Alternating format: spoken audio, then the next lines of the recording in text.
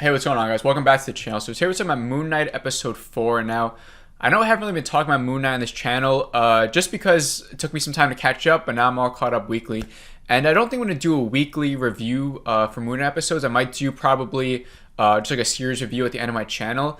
But for this episode in particular, I mean, the ending was so crazy, I just had to get my thoughts out on the ending and the episode overall. So this video is probably going to just be me not talking about everything that happened in this episode.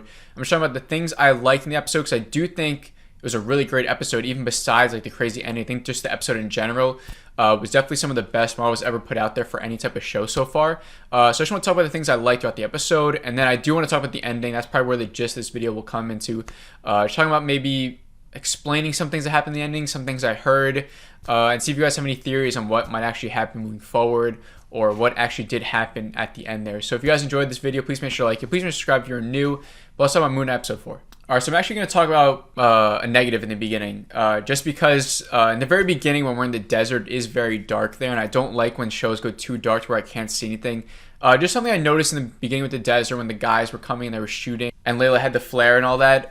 It was just a little bit too dark for me. But that's kind of like my only negative for this episode. Moving forward, I like how we have that relationship between Layla, Mark, and Steven. It's sort of like this really weird, sort of complicated relationship, as Mark and Layla used to be together, and now like sort of Steven and Layla have crushed on each other, as Layla's still mad at Mark, and then but Mark doesn't want Steven to be with Layla, but like they're the same person. It's funny. It's like a comical thing. I love how they actually played into that in this episode. And yeah, it was funny, but also like interesting at the same time. From here, once they dive into the actual tomb, it felt very like this archaeological adventure, so like an Indiana Jones, like National Treasure vibes. I like that whole vibe for like that beginning episode. You know, even just like trying to find like this artifact, and they had to go through all like these like booby traps, and you had like, these weird creatures that came out of nowhere. They made like this weird like clicking sound, and it reminded me of The Last of Us zombies. If anyone's ever played The Last of Us games, like that clicking, like that they make, it reminded me of like The Last of Us games. So I like that. I don't know if that was a nod or anything like that. And I'm actually interested in those creatures. We'll get into if they were real or not, or like what actually maybe happened in this episode and what didn't. But like what those creatures were, what they were protecting, like what they were doing there, like who were they. I'm very interested in that. I love how they were sort of added into this episode, because it created like this, it like built up the world a little bit more. You know, it's no longer just Ethan Hawke as like the villain or whatever. Like you have like these weird Egyptian sort of like human-like creatures. Like what's their purpose? Like why were they there? Like what were they guarding? So I like that. And then they were also scary. Like that part when Layla just crosses like that big gap or whatever, and then she's standing there, and then in the shadow she just gets pulled in by one of them. It was like actually scary. Like the way they filmed it was like pretty horrifying.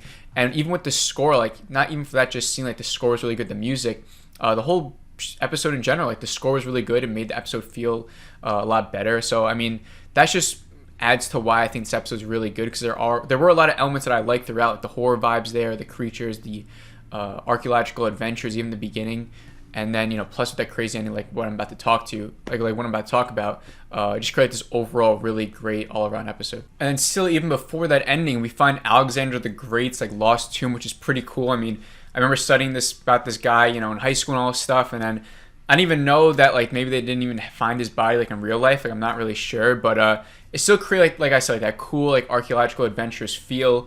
And then we even get a part where Layla thinks that Mark killed her father, which is a big reveal. And then it's another big reveal that he didn't actually kill the father, but he was there for his execution. And then Ethan Hawke actually confronts Steven, I guess, is who Oscar Isaac was at that time. But Ethan Hawke shows up and he shoots Steven or Mark, whoever it was, right? And he doesn't even shoot him once, but he shoots him twice. So I'm thinking like, okay, like maybe this dude can survive one bullet, right?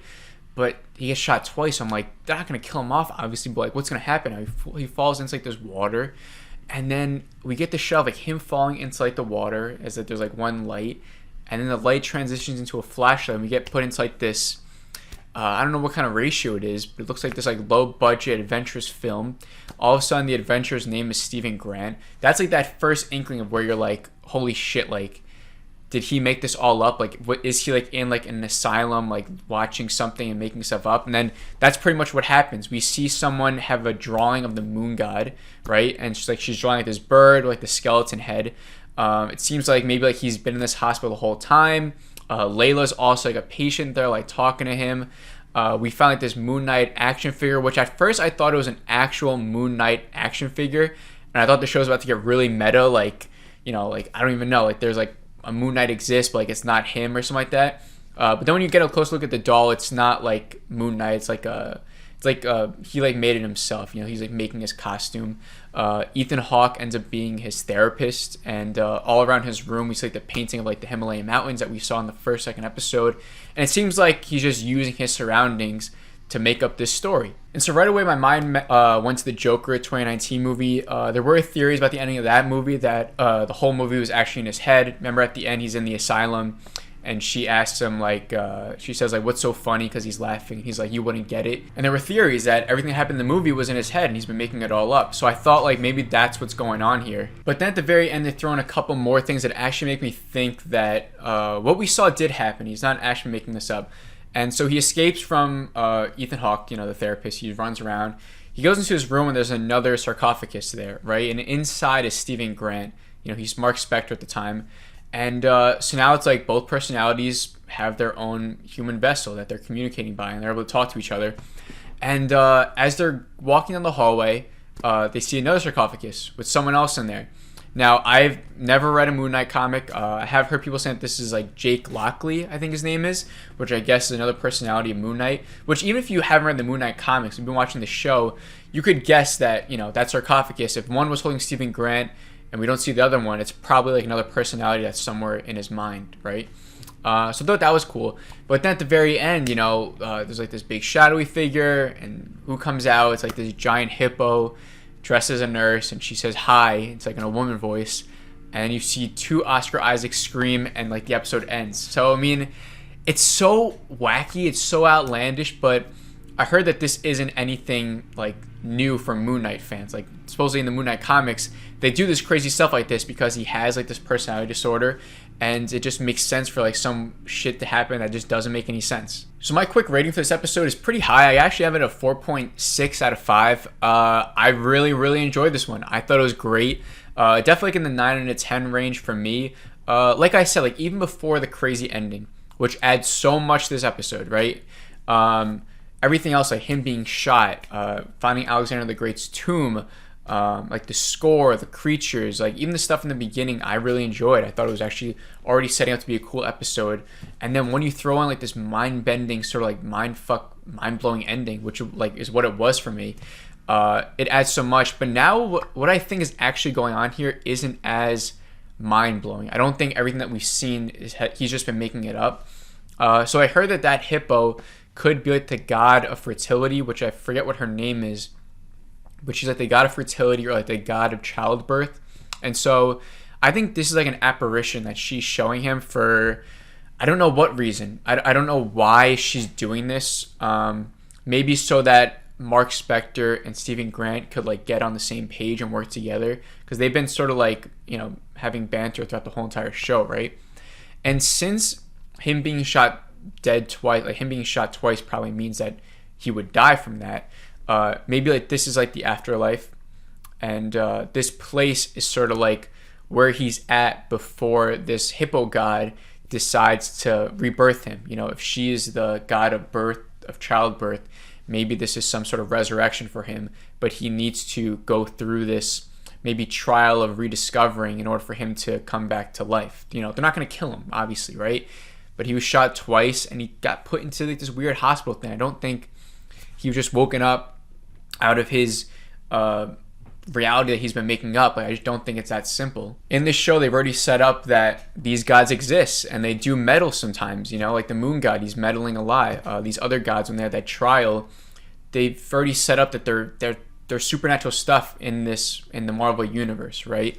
So for them to depict the afterlife, or to have a god just straight up interfere and bring a character back to life, I mean, that's something new for the comics. I mean, I remember reading about like the Watcher would do that a lot. I'm still waiting for him to come in. I know he's been introduced in like the What If series. We've seen him in like Guardians after credit scene and stuff, the Watchers. But I like them a lot too, and I want to see a cool storyline with them. Hopefully the What If season 2 continues that. But yeah, I mean, like, I love how in Marvel there's like these godlike creatures, like I said with the Watchers, or maybe with these Egyptian gods, or whatever else powerful creatures that are out there that kind of always agree like not to meddle too much, but then they always do have to step in at certain moments.